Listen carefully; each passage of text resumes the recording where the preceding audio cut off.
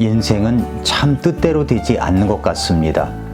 아무리 좋은 계획을 세워놓았다고 하더라도 마음과 뜻대로 되지 않아서 낭패를 당하는 경우는 허다합니다.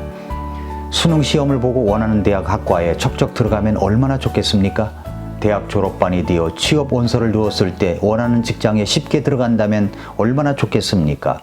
미생으로 끝나는 직장이 아니라 완생으로서 세련되고 프로페셔널한 직장인으로서 때가 되면 승진을 하며 지내는 그 직장 생활이면 얼마나 좋겠습니까?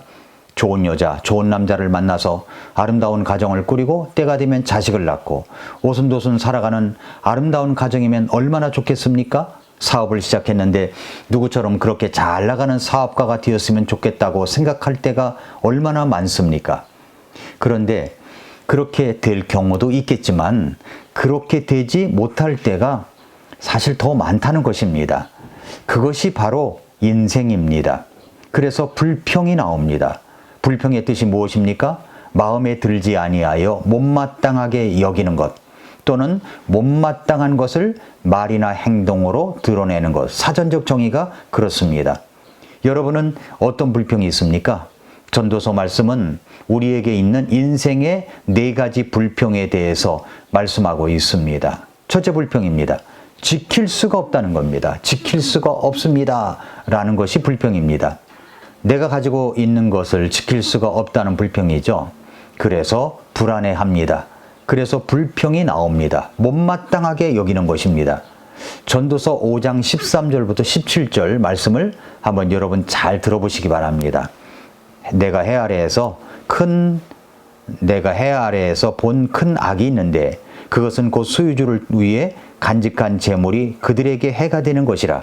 도리어 그런 재물은 악한 해산의 고통으로 말미암아 사라지나니 그가 아들은 낳지만 그의 손에 아무것도 없도다. 그가 자기 어머니 태에서 나왔을 때처럼 온 그대로 벌거벗은 채 돌아가며 자기 수고의 산물 중에서 아무것도 손에 들고 가지 못하리니 이것도 고통스러운 악이라. 즉 모든 면에서 그가 온 그대로 그렇게 가리니 바람을 얻으려고 수고한 자에게 무슨 유익이 있으리요. 또한 그는 평생토록 어둠 속에서 먹으며 질병과 함께 많은 슬픔과 진노가 그에게 있느니라 라고 했습니다. 흠정적 성경으로 이 성경을 보면 그렇게 크게 설명할 필요 없이 잘 이해할 수가 있습니다. 인생의 첫 번째 불평은 바로 지킬 수가 없다는 말입니다.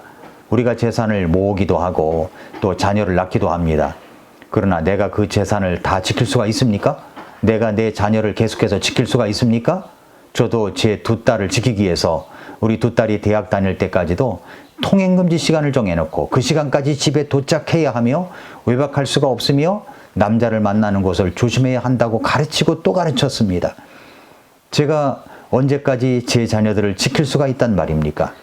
이제 지금은 하나님의 도우심으로 말미암아 가정을 이루고 자식을 낳고 잘 살고 있습니다만 모든 것이 다 하나님의 은혜입니다. 제가 지켜주는 게 아닙니다. 우리는 그저 하나님께 맡기며 기도를 간절히 할 뿐입니다. 그래도 우리는 불안 속에 살아가고 있다는 것이 솔직한 마음일 것입니다. 지금 차지하고 있는 그 자리를 계속해서 지킬 수가 있을까? 내가 지금 누리고 있는 축복을 계속 지킬 수가 있을까? 내가 내 자녀를 계속해서 지킬 수가 있을까?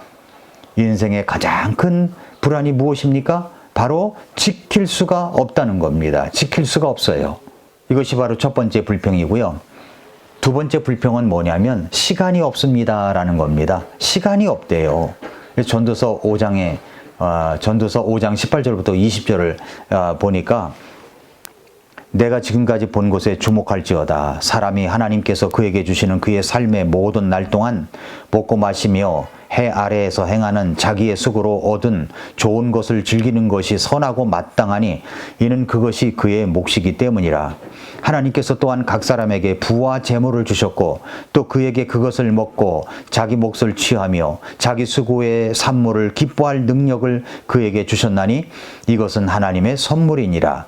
이는 하나님께서 그의 마음이 기뻐하는 것으로 그에게 응답하심으로 그가 자기 삶의 날들을 많이 기억하지 아니하기 때문이라 라고 했습니다.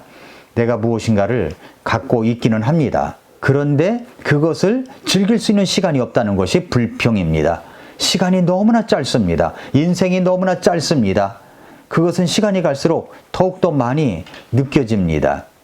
20절 말씀에서 그렇게 말씀했죠. 이는 하나님께서 그의 마음이 기뻐하는 것으로 그에게 응답하심으로 그가 자기 삶의 날들을 많이 기억하지 아니하기 때문이라 라고 했습니다.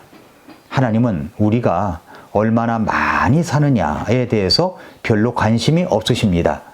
어느 날 갑자기 홀연히 떠나는 주변에 사랑하는 분들을 보면 더욱더 그런 것을 우리가 느낄 수가 있죠. 이런 것들이 더욱더 우리를 불안하게 만듭니다. 내가 지금의 잠시의 즐거움, 이 짭짤한 인생의 즐거움, 가족과 함께하는 즐거움, 자녀들이 주는 즐거움을 누리고 있기는 하지만 이것이 얼마 동안 계속될 것인가 하는 불안이 우리 속에 있다는 겁니다. 그래서 불평이 나온다는 겁니다. 전도서 기자의 솔직한 마음이죠.